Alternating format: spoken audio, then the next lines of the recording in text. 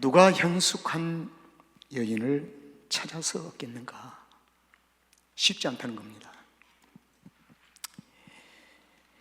그러면 누가 현숙한 여인인가? 이 현숙한 여인이라는 이 존재는, 가치는 이 세상의 어떠한 귀한 것과도 비교될 수 없는 존귀와 가치를 가지고 있습니다. 그래서 신학적인 흐름 속에서 해석을 한다면 현숙한 여인이라는 이 말은 비교 불가능성, 비교할 수가 없다, 비교가 되지 않는 그 한 인격, 그래서 그 인격을 가리켜서 현숙한 여인이라고 합니다. 그래서 저는 일단 저와 여러분에게 당신은 현숙한 여인입니다 라고 서로 인사를 나누게 했습니다. 여러분, 욥기서, 시편, 잠언, 이 전도서의 4개의 흐름을 보면은 주제를 굳이 잠언서를 중심으로 주제를 설정한다면 현숙한 여인입니다. 욥기서에서 현숙한 여인은 욥이었습니다. 욥기서 마지막 장에서 무르익을 대로 무르익어버린 현숙한 여인 욥. 그래서 욥기서 1장과 마지막 장을 비교하면 갑절이나 현숙해졌다는 것입니다. 갑절. 갑절의 복을 받았다, 이 말은 갑절의 현숙함을 성장했다는 것입니다. 그리고 시편을 보면은 시편의 출발은 복이 있는 사람, 복 있는 사람으로 시작을 했어요. 그럼 복 있는 사람이 complete, 완벽하게 현숙한 여인으로 완성되어진 것이 어디냐면은 시편 150편입니다.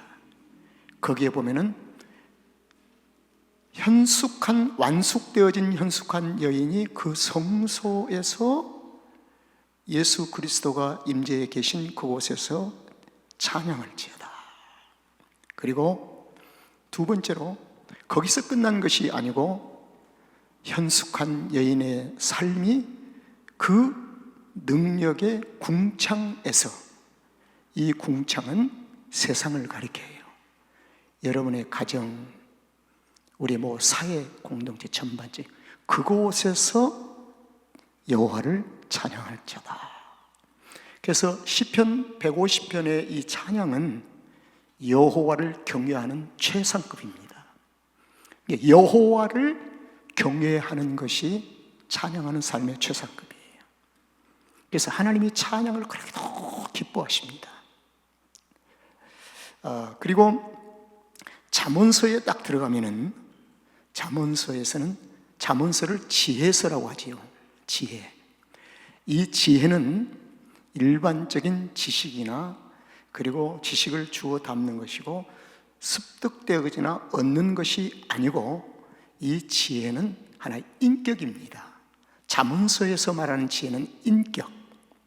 그래서 이 인격이 여호와를 경외하는 것이 지식의 근본이다. 이 근본은 뭐냐면은 예수 그리스도를 가리킵니다. 그래서 잠언서에서 지혜는 예수 그리스도를 가리킵니다. 그러면 예수 그리스도를 우리가 습득한 것이 아니라 배우는 것이 아니고 그리스도를 어떻게 하는 것이에요? 지혜란 말이. 지혜란 말 속에는 그리스도와 함께 동행하는 것이다. 거기에 지혜가 중요합니다. 그래서 지혜는, 잠언서의 지혜는 동행이라는 의미를 담고 있습니다. 함께라고 하는 의미는 같이 산다는 것입니다.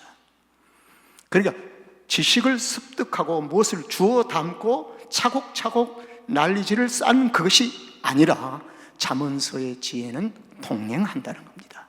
그 인격적인 그런 의미를 가지고 있습니다. 그래서 이 잠언서의 시작에서는 지혜가 복 있는 사람 속에 들어와서 활동하는 것입니다. 활동. 지혜가 활동한다는 거예요. 써먹는 것이 아니고 활동한다. 그래서 지혜는 살아있는 인격으로 더불어 사는 관계를 얘기할 때 잠언서의 지혜를 말합니다. 관계성. 그러니까 인격과 인격의 관계를 얘기할 때 잠언서의 지혜라고 그래요. 지혜 있는 사람은, 이 말은 지혜 있는 사람은 그분과의 관계가 있는 사람, 그렇게 지혜의 길을 걷는다 그 말은 그분과 함께 동행하는 삶, 그런 의미가 있습니다. 그래서 여기서 이 지혜는 우리에게 중요한 동행이라는 의미를 가지고 있는데, 지혜가 잠언서 1장부터 30장까지는 거의 지혜가 활동을 합니다. 지혜가 나와요. 그리고 마지막 잠언서 31장에 와서는 그 지혜가 현숙한 여인으로 대치가 됩니다. 잠언서 30, 이것이 결론이에요. 그래서 잠언서 31장에서는 지혜라고 부르지 않고 뭐예요? 현숙한 여인이라. 자, 이 말씀을 보면은 지혜는 성소에서 예수 그리스도를 찬양하는 것이고 만나는 것, 완성되는 것이죠. 그럼 궁창으로 가는 거예요. 세상이란 궁창. 그래서 잠언서의 지혜는 세상을 향해서 세상 속에 걸어가는 성도들의 삶 속에서 쭉 함께 동행해 주다가 31장에 와서는 그 동행하는 삶의 열매를 보고 보여주고, 그 열매를 보여주니까 저 여인이 바로 현숙한 여인이었구나, 열매를 보아서 알지니라. 그래서 열매를 보고 현숙한 여인이라고 하는 겁니다. 이제 그걸 여러분들에게 좀 서론을 설명해 드리는 이유를 한번 이제 잠시 후에 알게 될 것입니다. 그런데 지혜가 한 사람의 삶에서 나타나게 되는데, 그 단순한 이상적인 여인이 아니라 아름답다, 그리고 굉장히 여성답다, 그런 의미가 전혀 아닙니다. 현숙한 여인은요. 그러면 그 덕이나 태어날 때부터 성품이나 그의 아름다운 외모나 이런 전혀 의미가 아니라, 현숙한 여인이라는 이 말은 역동적이면서 터프해. 터프. 굉장히 터프한 겁니다. 그 다음에 전투적인 의미를 갖고 있습니다. 놀랐죠?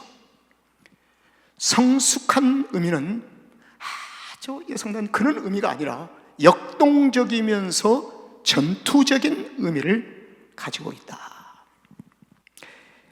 현숙한 여인을 히브리 원어에서 하나님이 쓰시는 그 언어로 어떻게 했냐면 하일 에슈시라. 하일. 현숙함이란 이 말은 하일, 히브리 언어에서. 그런데 그 하일이라고 하는 뜻이, 원어의 뜻이 담고 있는 것을 세 가지로 한번 제가 분류를 했어요. 첫째는 힘이 있는 여인이다. 그 다음에 두 번째로 능력 있는 여인이다. 세 번째로 용기와 결단이 분명한 여인이다. 그런 의미를 담고 있는 것이 하일, 현숙함이라는 뜻입니다. 그러니까 우리가 말하는 일반적인 현숙함이라는 것은 아주 부끄럼도 타고 여성답고 그런 의미가 전혀 아니라는 것입니다. 전혀 아니에요. 용기가 있고 결단이 있고 아주 힘이 있고, 그래서 전투적인 용사의 의미를 담고 있다는 것입니다. 그런데 이 현숙한 여인을 성경에서 잠언서에서는 현숙한 여인이라고 했는데, 성경 역사 속에 보면 실명으로 밝힌 한 여자가 있어요. 그 사람이 누구냐면 룻입니다. 룻이에요. 실명 이름 바뀌었어요. 그럼 어떻게 해서 이 룻이 현숙한 여인이 되었을까? 성경은 왜 현숙한 여인이라고 했을까? 이제 이게 중요하잖아요. 자, 히스토리는 이렇습니다. 역사는 룻은 본래적으로 이방 여인이었어요. 이스라엘 백성이 아니었습니다. 하나님의 자녀가 아니었어요. 그런데 하나님의 자녀의 삶의 계보를 가지고 살아오는 나호미와 엘리멜렉의 가정이 베들레헴에서 살았습니다.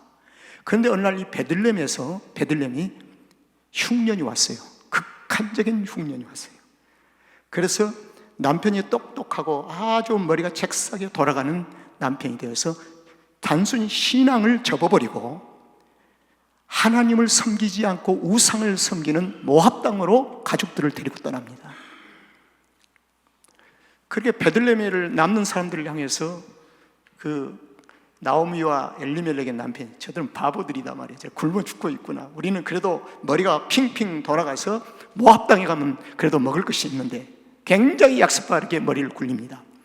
그런데 모압 땅에 가서 간지 얼마 되지 않아서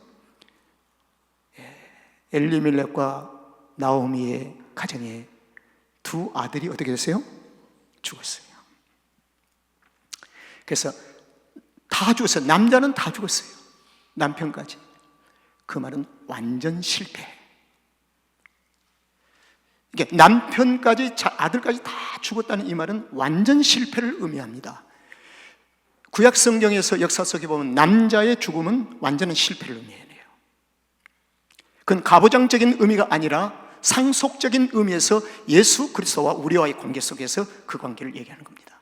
그래서 예수님이 십자가에서 죽으심은 그분이 다시 살아나지 않았다면 완전 실패입니다. 그러나 사망의 권세를 이기시고 살아나셨기 때문에 그분은 승리하신 것입니다. 그래서 기독교인들의 부활이 중요한 거예요. 부활. 그래서 완전히 실패를 해버렸어요. 그런데 실패한 가운데에서 도저히 살아갈 용기와 힘이 없는데 결혼은 시켰지요. 며느리 둘이 있지요. 그런데 나오미가 하나님의 택한 백성이고 하나님의 영이 그 가운데 있었기 때문에 구원받은 백성이기 때문에 구원받은 백성은 아버지를 잠시 떠난 것 같지만 반드시 돌아오게 되어 있습니다. 이게 탕자의 비유예요. 저와 여러분은 운명론적인 면에서 주님을 떠날 수가 없습니다. 구원받은 자는 결코 구원 밖으로 떨어지지를 않습니다. 그러나 한 가지 다른 게 있어요. 주님을 떠나지 않고 살아온 자와 주님을 떠났다가 다시 주님 앞에 돌아온 자의 삶의 모습은 달라요. 헌 옷을 입고 돌아오고 주님을 떠나지 않는 자는 새 옷을 입고 주님이 전에 있는 것 차이예요. 그 차이입니다. 그런데 나오미가 아버지 품으로 다시 아버지 땅으로 돌아오기를 원합니다. 그래서 그는 짐을 정리해서 살림살이 얼마나 있겠습니까? 짐을 정리해서 베들레헴 땅으로 돌아와요. 돌아오려고 할 때 나오미의 두 자부를 불러 모아놓고 너희들은 이방 여인이기 때문에 네 남편도 이제 다 죽고 있으니 이제는 새로 출발해라. 새로 출발해라. 그때 룻이라고 하는 자부가, 다른 자부는 그냥 알겠어요. 시어머니 눈물을 흘리면서 알겠습니다. 그리고 모압 땅에 머물렀습니다. 그런데 룻이라고 하는 이 자부는 어머님이 섬기는 하나님에 대한 감동이 내가 있는데 어머님이 섬기는 하나님을 나도 믿고 싶습니다. 그러나 나는 이 자리에 결코 살 수 없습니다. 나는 어머님을 따라 나서겠습니까? 그때 아마 나오미 이런 얘기를 했을 거예요.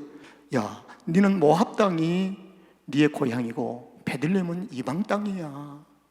그 낯선 타향에 가서 어떻게 살려고 하니? 그때 룻은 아닙니다. 나는 하나님을 섬기겠습니다. 그래서 룻기서의 개혁 한글 성경에서 가장 중요한 한 단어가 있습니다. 룻이 나오미를 붙잡았더라, 붙쫓았더라 그랬어요. 붙쫓았더라. 이 붙쫓았다는 이 말은 꽉 잡았다는 겁니다. 절대로 놓지 않았다는 겁니다. 같이 갔다는 거예요.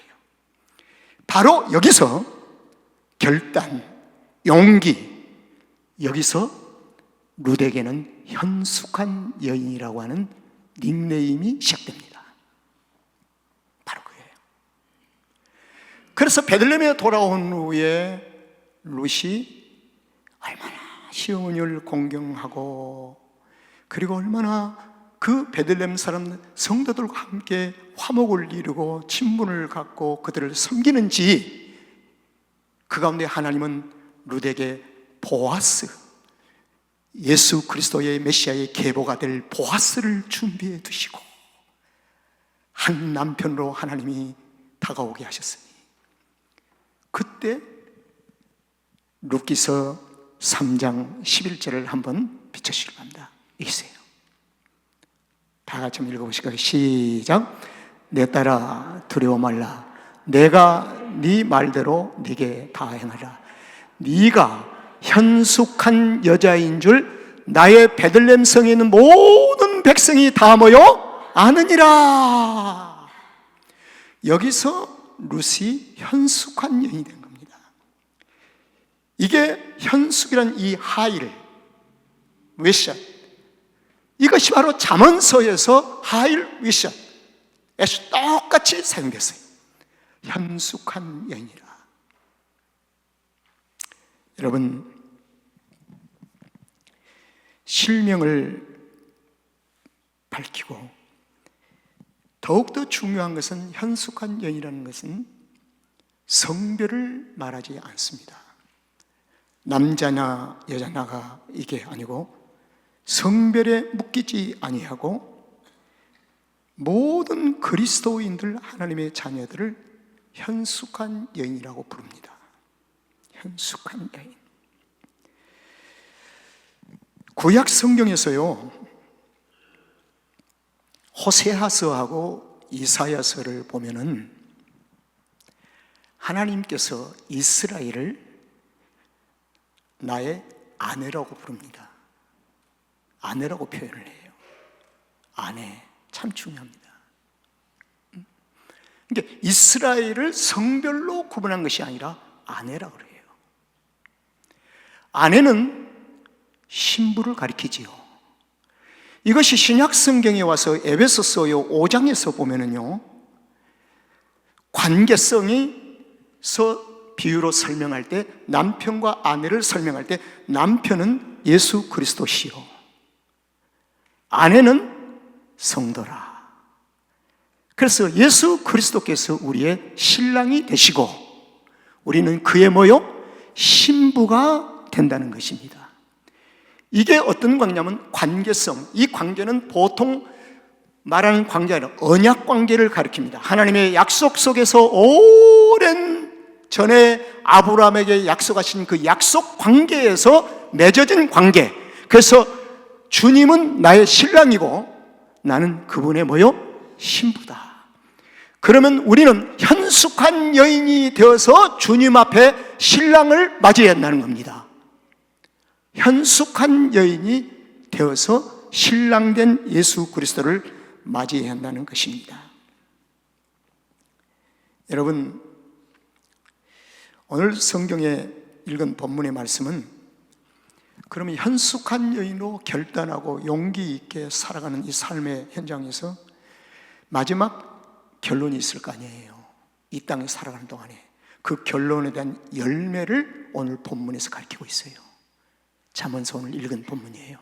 그러니까 현숙한 여인으로 살아가는 삶은 반드시 하나님께서 그 열매를 맺게 하신다. 그를 인정하시고 그에게 복을 주신다. 그에게 넘치도록 하나님께서 복을 주신다. 그 열매를 오늘 본문에서 얘기하고 있습니다. 자, 우리 한번 28절을 보겠습니다. 다 읽지를 않겠어요. 시작. 그 자식들은 일어나 살해하며 그 남편은 칭찬하기를. 여러분이 자식들은 후손을 가리킵니다. 후손들이 현숙한 여인에게 감사하고 축복하고, 우리 부모님들 그만 감사해, 우리 부모님들 축복해. 자녀들이 부모를 감사하고 사례 축복한다는 것입니다. 누가요? 현숙한 여인의 열매를 맺은 사람들에게. 그런데요, 살아있는 동안에 부모님들이 자녀들 예수 믿으라고 해도 믿지 않고 요리조리 빠져나가고 참 많은 있었는데, 부모님이 세상을 떠나는 몇 년 후에 어느 날 결정적인 시간에 우리 아버지 어머니가 나를 위해서 그렇게 기도를 많이 했구나. 정말 우리 아버지 어머님의 기도가 눈물. 그래서 두 손 들고 주님 앞에 돌아오는 열매를 보면 압니다. 그래서요, 후손들이 사례를 한다는 겁니다. 자식들이 일어나서 사례를 하는 거예요. 그리고 그 남편은 뭐예요? 칭찬을 합니다. 남편이 누구일까요? 신랑 예수 그리스도께서 현숙한 여인을 칭찬합니다. 할렐루야. 이것이 바로 현숙한 여인의 삶의 열매.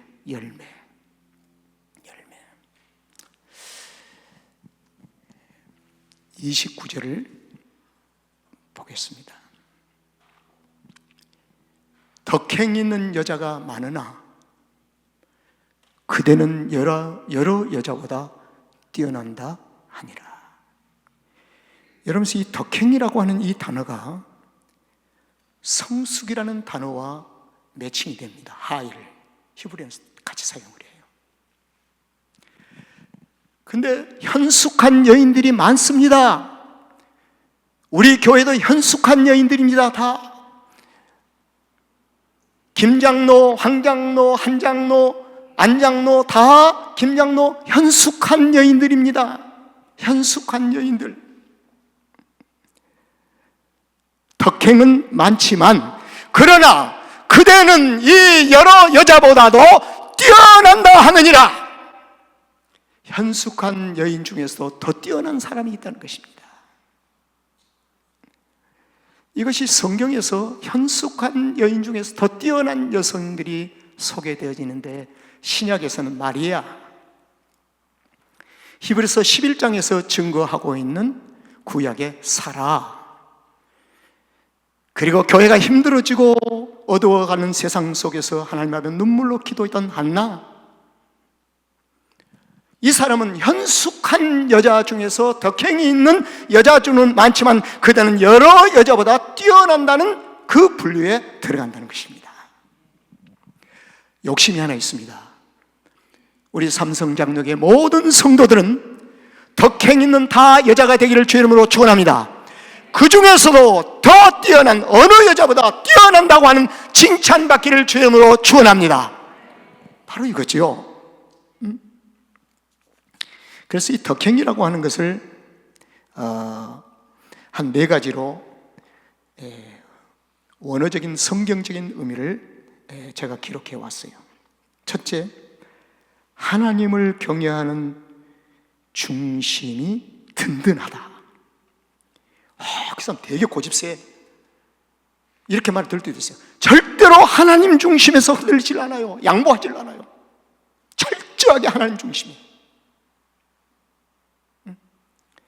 그 다음에 2번째로는 책임을 감당하는 힘이 대단해. 이 덕행 속에 좀 포함된 겁니다. 3번째, 어려움 속에서 흔들리지 않는 인격. 그리고 삶으로 증명된 신뢰. 이 4가지가 있습니다. 히브리 원어에서 이 덕행이라고 하는 하일, 그 의미에 쓰이는 4가지가 포함이 되어 있어요. 그런데 그러한 여자들 중에서도 특별히 뛰어난 여자, 사라. 90세가 다 되어서 넘어서 이제 아이를 낳을 수 없을 때 하나님의 약속을 신뢰하는 사람, 히브리서 11장입니다. 도저히 불가능한 일을 믿음으로 신뢰하는 여인 마리아, 성령으로 잉태하여 동령녀 마리아, 현숙한 여인이라는 것입니다. 자, 30절을 보겠습니다. 30절은 쏙지 맙시다, 그런 여절입니다. 고운 것도 거짓되고 아름다운 것도 뭐요? 헛되는 거예요. 다 헛되는 거예요. 고운 것도 헛되고 아름다운 것도 헛됩니다. 그러니까 혹시 우리 성도들 중에서 그런 목사님 우리는 뭐 꾸미지 말고 화장도 말아요, 그런 의미가 아니에요. 여기는 그런 의미가 아니고 아름답게 꾸미세요. 저는 좋아해요. 그러나 더 중요한 것은 고운 것도 거짓되고 아름다운 것도, 고운 것이 우리의 삶을 책임져주지 못한다. 아름다운 것이 우리의 삶에 영원히 지속될 수가 없다. 그러나 오직 여호와를 경외하는 여자는 뭐요? 칭찬을 받을 것이라. 여호와를 경외하는 것만이 칭찬을 받을 것이라. 이것이 성숙한 여인의 삶입니다. 그럼 성숙한 여인이 당대에 살아있는 동안에 어떻게 하나님께서 열매를 맺게 하시는가? 그 열매를 이제 보겠습니다. 31절에 그 손의 열매가 그에게로 돌아갈 것이요. 여러분, 심는 대로 거두는 거 알죠? 그건 성경의 원리 법칙입니다. 그래서 어떤 분은 알아듣기 쉽게 봉사로 열심히 힘으로 섬기면 하나님께서 또 열매를 맺게 하고, 뭐 선교로 또 심으면, 물질로도 심으면 또 하나님께서 얻게 하시고, 다 그런다고 해요. 그것은 지엽적인 것이에요. 종합적인 것입니다. 종합적인 크리스천의 삶의 생활에 가장 소중한 것이 뭐냐면 심는 대로 거두는 것입니다. 심는 대로 거둔다. 현숙한 여인의 손에 열매를 맺게 하신다.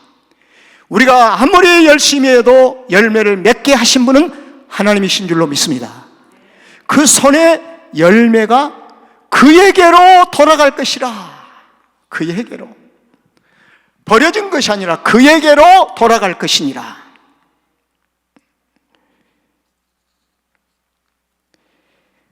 그리고 그 행한 일을 인하여 성문에서 어떻게 해요? 이 말은 교회 공동체 안에서 칭찬하리라.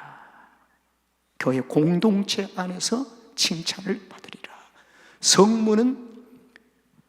성문에서. 자, 여러분, 예루살렘의 성전에 있는 바리새인들이나 이런 모든 자들이 현숙한 여인들이 아니었습니다. 율법주의자들이었어요. 이게 예수님이 예루살렘의 성전은 두 가지로 나타나요.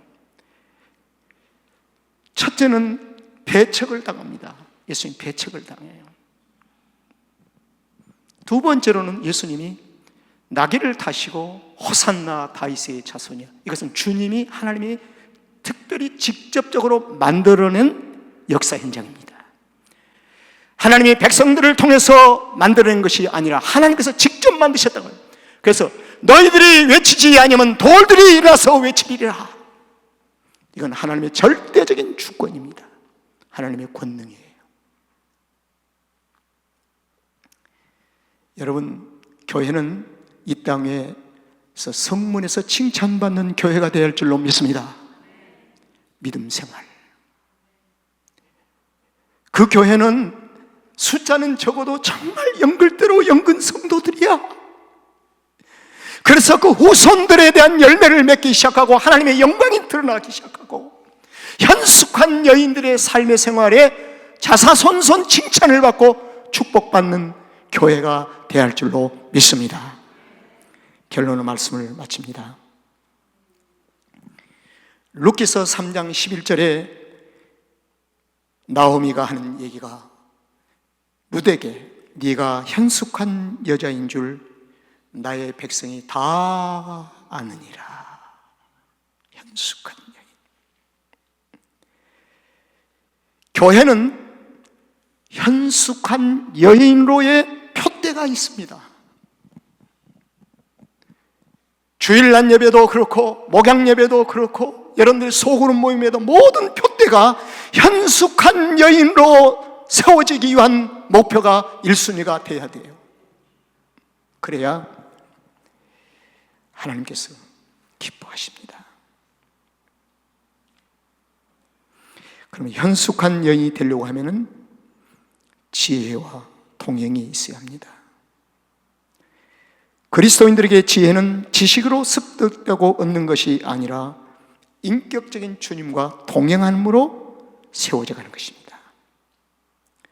그래서 그리스도인은 매일 주님과 함께 가는 동행이 필요합니다. 그러므로 그리스도인은 매일 하나님의 말씀을 가까이 대하는 귀티가 필요합니다.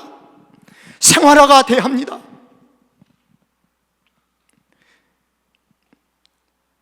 신부로 준비되어지기 위함입니다. 현숙함에 대한 하일, 이것은 숨겨진 미덕이 아니라 열매로만 드러나는 인격입니다. 여러분, 오늘 제가 집에서 오면서 막 생각이 막 몸부림쳐서 이렇게 메모를 했습니다. 이걸 좀 나누고 싶었어요. 설교 온 거는 없지만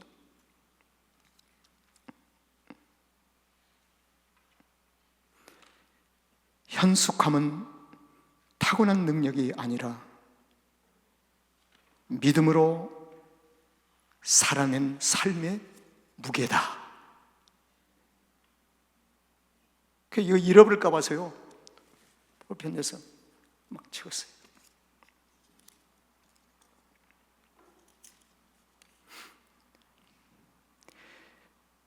동일한 얘기 같지만 현숙한 여인은 완벽한 사람이 아니라 하나님의 약속을 붙들고 끝까지 동행하는 사람이 신앙이다.